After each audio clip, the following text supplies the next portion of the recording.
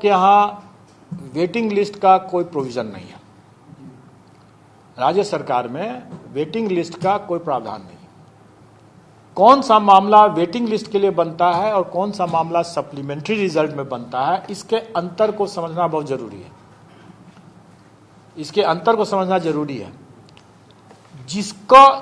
Friends, तो आप देख सकते हैं कि अतुल प्रसाद जी बिल्कुल क्लियर साफ कह रहे हैं सप्लीमेंट्री रिजल्ट और वेटिंग लिस्ट के जरिए। तो देखिए, आप देख सकते हैं कि उन्होंने क्या कहा है, क्या नहीं कहा है। फिर उसके बाद कमेंट में हमें अपनी राय बताइएगा। चलिए हम देखते हैं कि वो क्या कह रहे हैं। वेटिंग लिस्ट के लिए बनता है और कौन सा मामला सप्लीमेंट्री रिजल्ट में बनता है, इसके अंतर को समझना बहुत जरूरी है। इसके अंतर को समझना जरूरी है। जिसका हम लोगों ने रिजल्ट दिया,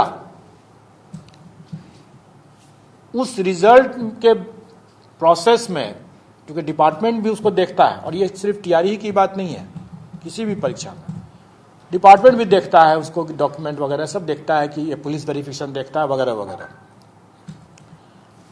अगर डिपार्टमेंट पाया कि हमारे अनुशंसित कैंडिडेट में कोई त्रुटि है, मतलब वो योग्य नहीं है, तो वो आयोग को वापस भेजता है कि इसमें पुलिस वेरिफिकेशन गलत आ गया, या ये फलाना चीज हो गया, या कोई है जिसके लिए वो योग्य नजर नहीं आते हैं, तो आयोग उनके स्थान पर सप्लीमेंट्री लिस्ट अनुशंसा भेजता है। तो जिनको अभी वैसे कैंडिडेट जिनको अभी कोई ऑफर लेटर नहीं मिला, अभी डिपार्टमेंट अपने स्तर से उसकी चेकिंग किया और चेकिंग करके अनुशंसा को वापस किया, और हम लोगों ने उसके जगह पर नई अनुशंसा भेजा, तो ये सप्लीमेंट्री रिजल्ट का मामला बना। ठीक है, लेकिन एक बार अगर उस अनुशंसा पर डिपार्टमेंट ओके कर देता है उसको, तब उसको ऑफर दिया जाता है। और एक बार जब ऑफर हो गया, तो अब उसका विवेक है, अभ्यर्थी का, जो सिलेक्टेड कैंडिडेट का, कि वो ज्वाइन करे ना करे। अब अगर वो ज्वाइन नहीं करता है तो वो वेटिंग लिस्ट में जाएगा, और वेटिंग लिस्ट का चूंकि प्रावधान नहीं है, इसलिए वो वैकेंसी कैरी फॉरवर्ड होगा। समझ रहे हैं? कोई ज्वाइन करके छोड़ दिया, वो भी कैरी फॉरवर्ड होगा।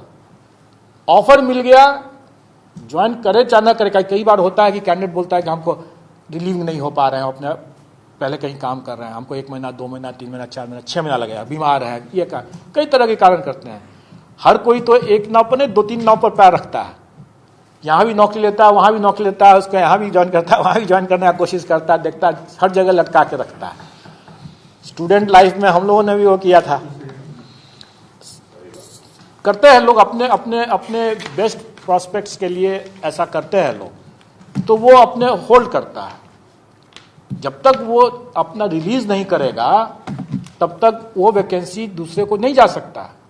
और इसलिए गवर्नमेंट ने, चूंकि इसमें काफी टाइम लग जाता है, इसलिए गवर्नमेंट कभी भी इसलिए यहां पर गवर्नमेंट वेटिंग लिस्ट की बात नहीं करती है।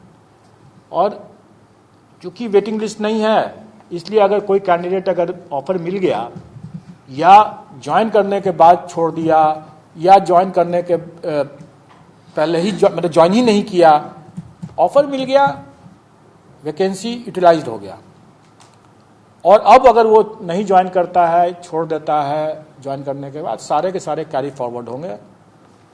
लेकिन अगर उसको ऑफर ही नहीं मिला है, क्योंकि डाउट है डॉक्यूमेंट वेरिफिकेशन में, पुलिस वेरिफिकेशन में, वगैरह वगैरह में, और वो वैकेंसी अगर हमको वापस, जैसे इस बार मल्टीपल रिजल्ट्स की वैकेंसी हमको वापस हुआ, तो वो सप्लीमेंट्री रिजल्ट में आए। इसलिए हम लोग शुरू से कह रहे हैं कि हम सप्लीमेंट्री रिजल्ट देंगे। हम कभी भी नहीं बोल रहे हैं कि हम वेटिंग लिस्ट का रिजल्ट देंगे, क्योंकि वेटिंग लिस्ट का रिजल्ट का प्रावधान नहीं है। और ये तो लोगों की मांग करना है कि नियोजित को आउट करके नौकरी दीजिए, ये तो, इसके लिए तो चर्चा ही करना बेकार है। ये तो गैर संवैधानिक है, असंवैधानिक है, गैर कानूनी हो जाएगा।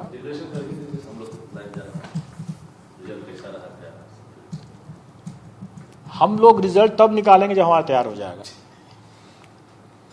और जैसे मैंने पहले ही बताया कि हमारे पास कई पेंडेंसी है, और हमारी ये प्रायोरिटी में नहीं है। टीआरई 1 का सप्लीमेंट्री रिजल्ट निकालना मेरी प्रायोरिटी, टॉप प्रायोरिटी नहीं है। इसलिए नहीं है क्योंकि हमने 1,20,000 से ज़्यादा लोगों का रिजल्ट दे रखा है और उस दरमियान हमारे 68 के रिजल्ट पेंडिंग थे। अब तो निकल गए वैसे, 68 के रिजल्ट पेंडिंग थे, एपीओ के रिजल्ट पेंडिंग थे, सहायक के रिजल्ट पेंडिंग थे और अभी भी हमारे AAO के रिजल्ट पेंडिंग है, जो कई समय से, लंबे समय से वेट कर रहे हैं। पहली हमारी प्राथमिकता वो है और हमारा टीआरई 1 का सप्लीमेंट्री रिजल्ट तभी निकलेगा जब हम तैयार हो जाएंगे उसके लिए।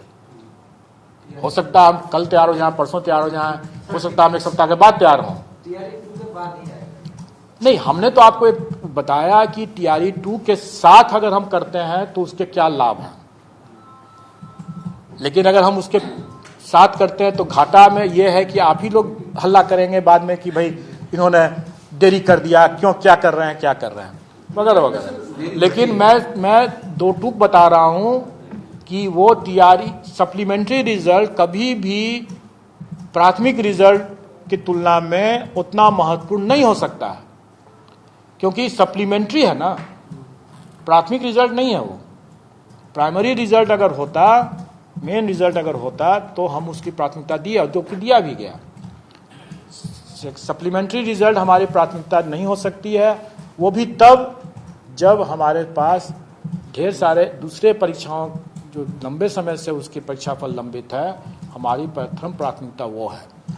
अब ये दूसरी बात है कि हम उसमें से देखेंगे और हमारी जब तैयारी हो जाएगी, वो तैयारी सप्लीमेंट्री रिजल्ट का अगर हो जाता है तो अगर तैयारी हो जाएगा तो हम कल निकाल देंगे, अगर तैयारी नहीं होता है तो हम 1 सप्ताह के बाद भी निकालेंगे, लेकिन हम कोई कमिटमेंट नहीं करेंगे उसमें। सर AIOS के जो हैं डीएलएड वाले, उनको तो सर मौका नहीं मिलेगा। देखिए, उसमें माननीय सर्वोच्च न्यायालय का जो आदेश है और एक्चुअली एनसीटी का जो गाइडलाइंस भी था, उस गाइडलाइन से एनसीटी विचलित हो गया, अपने ही गाइडलाइन से विचलित हो गया। ठीक है, न्यायाधीश के आलोक में ही विचलित हुआ, जिस पर कि माननीय सर्वोच्च न्यायालय ने आश्चर्य भी व्यक्त किया। तो फ्रेंड्स, आप सभी ने खुद ही देख लिया होगा कि अतुल प्रसाद जी सप्लीमेंट्री के रिजल्ट को लेकर क्या कह रहे हैं। तो इसको, उनकी बातों को सुनकर एकदम सभी शिक्षार्थियों को काफ़ी परेशानी हो रही है और वो सोच रहे हैं कि अब सप्लीमेंट्री बाद में देंगे तो क्या होगा। ऐसे ही लेटेस्ट अपडेट के लिए हमारे चैनल के साथ बने रहिए। Thank you guys.